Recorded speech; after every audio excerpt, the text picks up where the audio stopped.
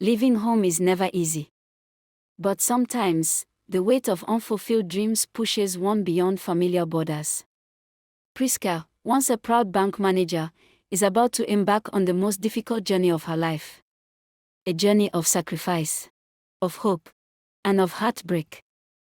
From the warmth of her mother's embrace to the cold, unwelcoming streets of London, reality hits harder than she ever imagined.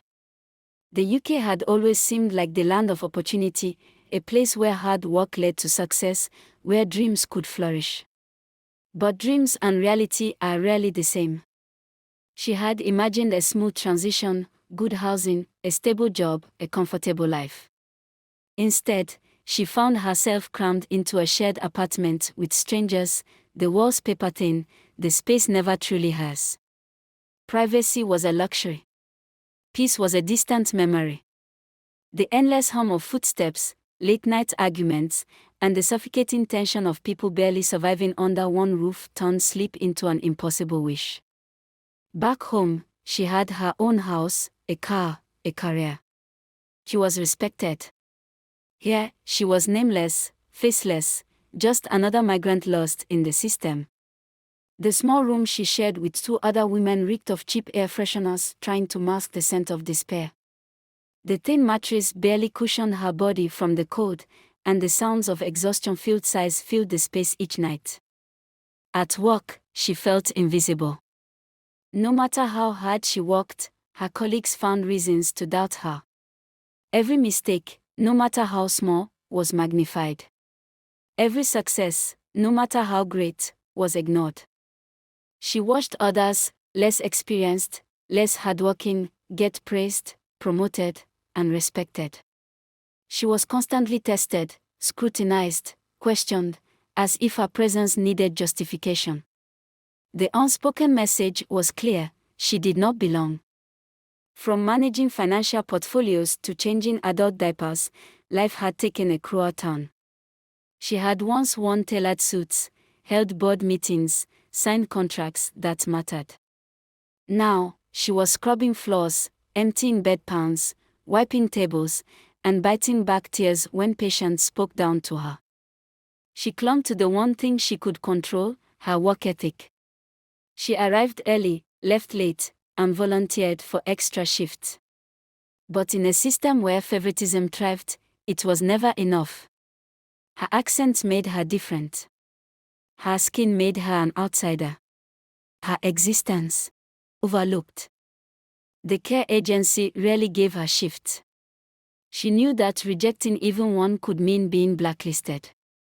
So no matter how exhausted she was, no matter how much her body ached, she always answered when they called. Fatigue was irrelevant. She had no choice. Even the simplest things, like catching a bus, had become a challenge. She stood at the bus stop, staring at the route map, confused. The numbers and directions blurred together, foreign symbols in a foreign land. Back home, she could drive anywhere without thinking. Here, every journey felt like a test she was doomed to fail. One wrong turn, and she found herself lost again. The cold clawed at her skin, creeping into her bones.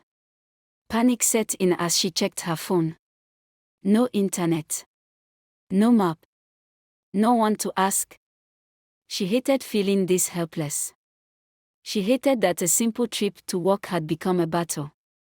She hated that the city, vast and indifferent, swallowed her whole, making her feel so small. She had never cooked British food before, but now she had no choice. The residents at the care home expected familiar meals, and she had to deliver. Back home, she could prepare rich, flavorful Nigerian dishes: jollof rice, egusi soup, peppered goat meat. Food that carried the warmth of home. Here, she had to master fish and chips, shepherd's pie, and a proper English breakfast. Bland meals for a bland life. She spent hours watching cooking tutorials, rewinding and pausing, trying to memorize the steps. If she failed, it wasn't just a meal at stake, it was her job, her income, her survival. She left for a better future, but at what cost? The loneliness was suffocating. The homesickness unbearable. Nights were the hardest. She lay in bed, staring at the ceiling, her heart aching for the voices of her children. A video call could only do so much. The warmth of their embrace, the scent of home, those were things a screen could never replace. She stared at the walls, the dim light casting shadows that stretched like ghosts of the life she left behind. She could hear the muffled voices of her roommates, some crying silently into their pillows, others whispering prayers in the dark. They all missed home. They all regretted something. There were days she wanted to give up. Days when exhaustion, rejection, and isolation felt too heavy to bear. Days when she questioned if she had made a mistake. She had left a life of respect for a life of struggle. She had left her children for a promise that felt more like a lie. She had exchanged comfort for cold, love for loneliness, status for survival. She had traded her past for an uncertain future. But she remembered why she left. She thought of her children, of her mother, of the promises she made. She was a fighter. She had not come this far to give up. She worked harder, learned faster, and embraced every challenge. She learned to read bus routes. She memorized recipes. She swallowed her pride, buried her frustrations, and forced herself to keep going. Every penny she sent home was a step closer to reuniting with her family. And though life in the UK was nothing like what she imagined, she knew one thing for certain: she would not fail. Not for herself. Not for her children. Not for the dream that carried her across the ocean. The journey was long. The sacrifices were great. The pain was real. But for her children, for the future, she would keep pushing forward. No matter how hard.